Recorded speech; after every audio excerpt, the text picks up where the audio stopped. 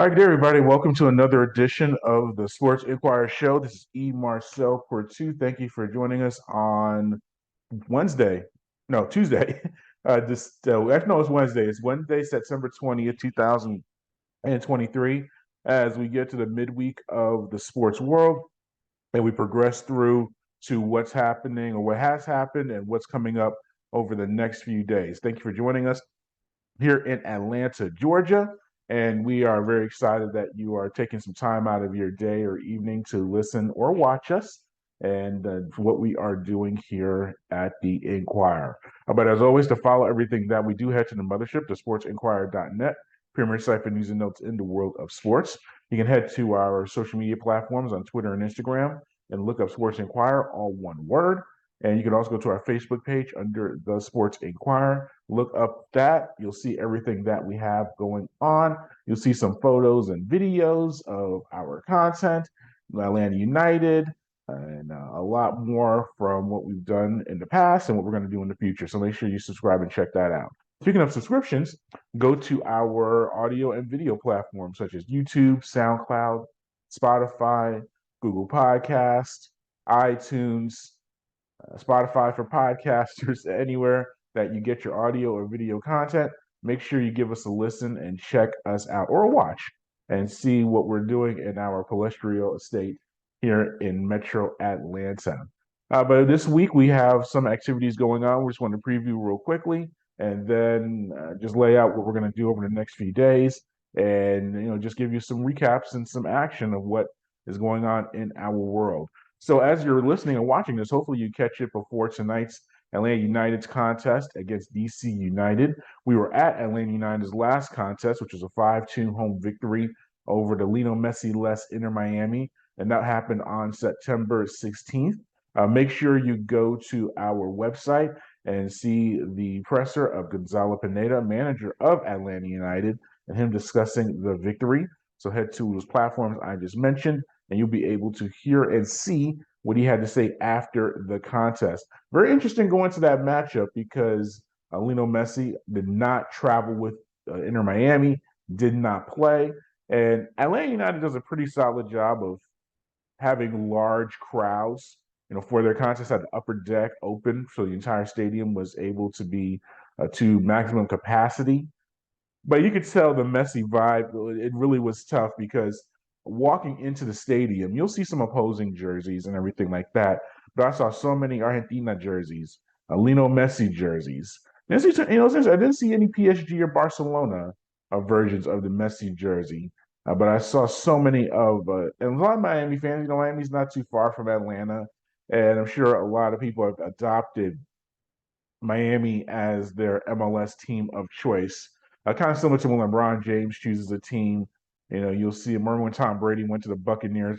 All these Patriot fans or people that like the Patriots, quote unquote, for 15, 20 years, all of a sudden decided that we like the Buccaneers now because of Tom Brady, and that's understandable. So a lot of people go for players, not teams necessarily. Same deal with Messi.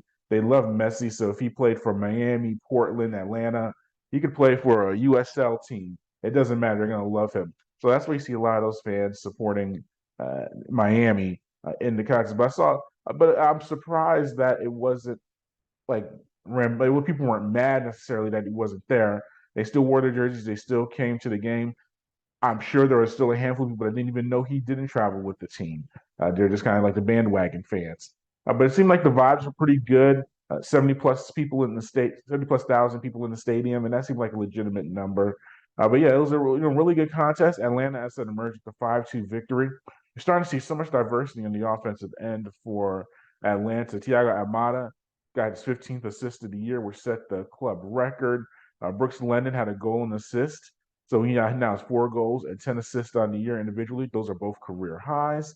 Yorgos has now tied, he's now in the Golden Boot competition. He has 14 goals. He had a goal in that contest. Saturday, he now has 14 for the year, which ties him for the MLS lead. Tristan scored his first goal for Atlanta United. Saba had 2 assists off the bench for Atlanta. First time a player has had 2 assists off the bench in history of the franchise. Edwin Mascara, he had his first assist of the season. So just a lot of just open flow, open play. A lot of big contributors. Caleb Wiley had his third assist of the season. That's now a career high for Caleb. It's gone from the and we'll get to we'll mention Joseph Martinez, the former Atlanta United legend. He plays for Miami right now. When he was on the team, it was so much about funneling the ball to him and making sure that he gets his touches and gets involved as the striker. And he was one of the best strikers in history of Major League Soccer, MVP, or MLS champion with Atlanta. So it was obviously a very successful formula, but with his departure, left a vacuum of where the scoring is going to come from.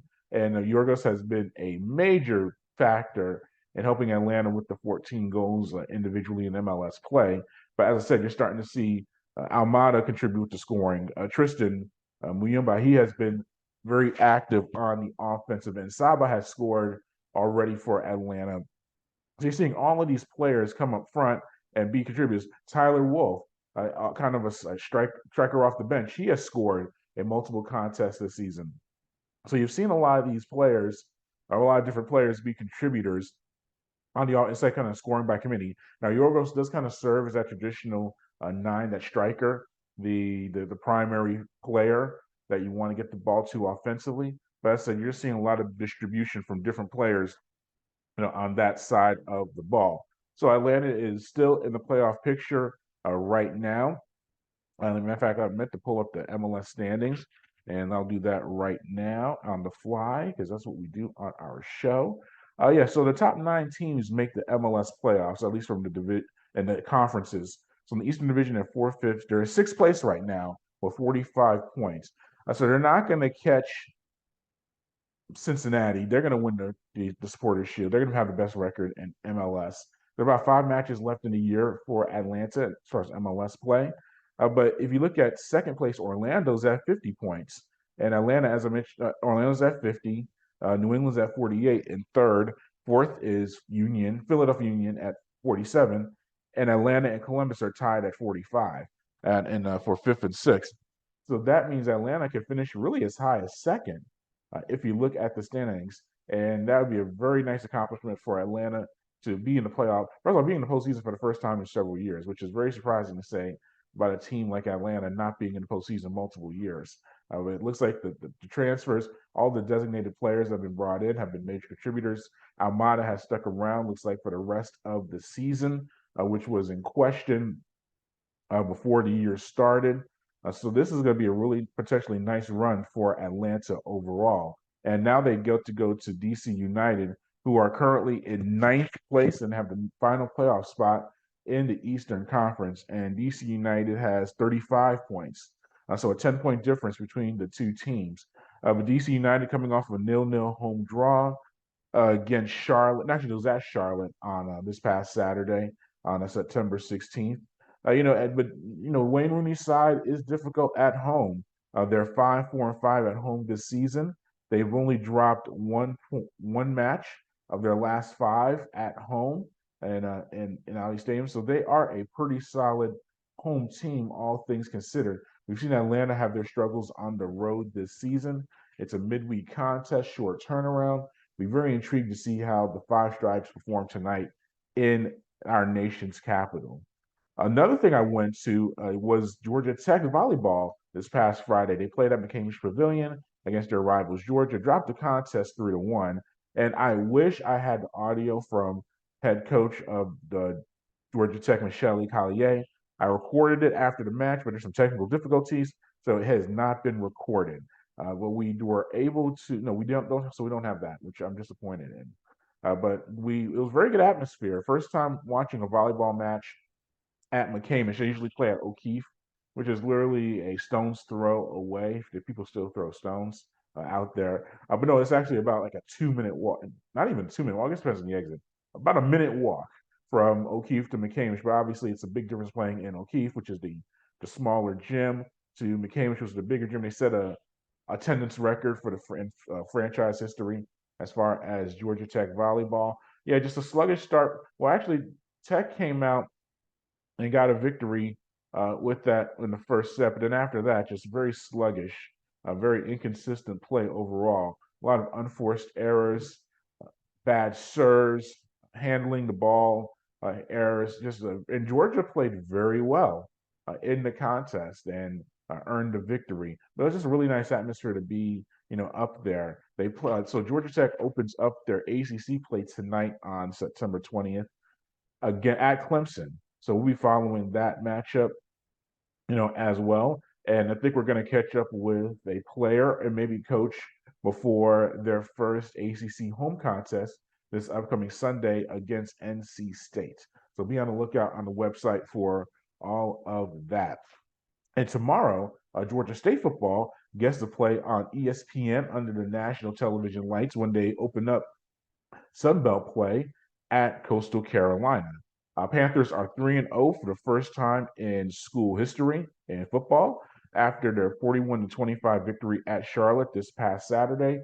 Darren Granger, career day for him, completed 27 of 33 passes for 466 yards, which is second most in school history, only 5 yards behind the great Nick Arbuckle, CFL legend. He had 471 yards back in 2015, but obviously a career high for Granger with passing. He had 489 total yards, which is also second in a single contest in GSU history. A big target for him was Robert Lewis. He had 220 receiving yards on just 6 catches, and that is a single game record in history of Georgia State football. He also had 100. So let's see. Yeah, so he had a big day for the squad. So yeah, just Marcus Carroll.